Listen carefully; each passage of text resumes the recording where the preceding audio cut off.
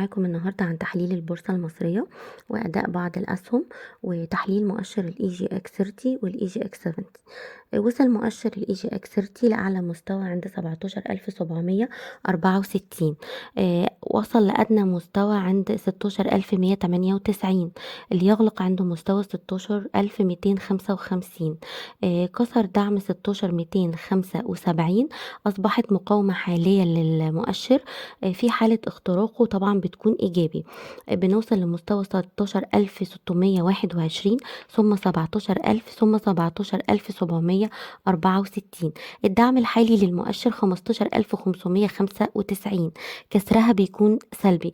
في حالة الكسر هننزل لمستوى 15301 ثم 14202. أما مؤشر ال EGX70 وصل لأعلى أعلى مستوى عند 3073 وأدنى مستوى وصله 2839 ليسجل إغلاق عند 2840. الدعم الحالي 2794.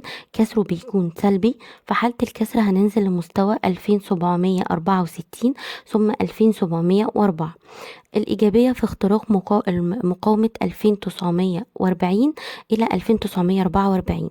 الهدف بتاعنا هيكون القمة السابقة اللي احنا كنا فيها في جلسات أول الأسبوع عند 3046 ثم 3073.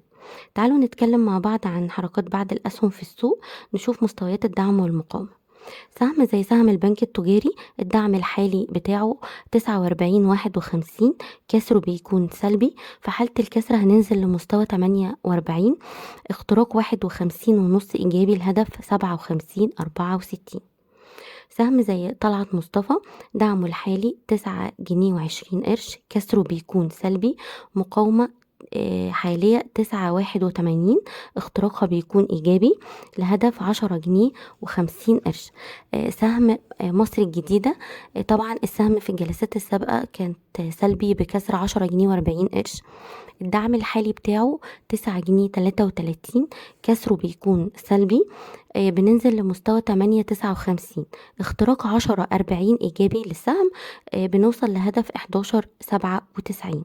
سهم مدينة نصر الدعم الحالي بتاعه 33.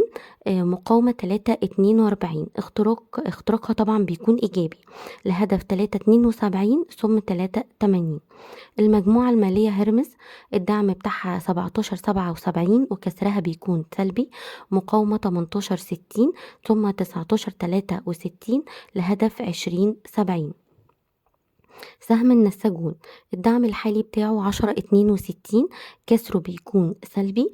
في حالة الكسر بننزل ل9.85. الإيجابية في اختراق 11.32 لهدف 12.10 طبعا مرورا بمقاومة 11.70. سهم أسك الدعم الحالي بتاعه 10.70. كسره بيكون سلبي. في حالة الكسر بننزل ل9.60. اختراق 12.16 إيجابي. لهدف 12.77 ثم 13.30. سهم الأهلي للتنمية دعم حالي 16.12. كسره طبعا بيكون سلبي. مقاومة حالية 16.65 ثم 17.85. سهم الشمس للإسكان الدعم الحالي 6.67 ثم 6.60. كسرهم بيكون سلبي. المقاومة الحالية بتاعتنا 7.40 ثم 7.58 ثم 7.80. الهدف بتاعنا 8.88.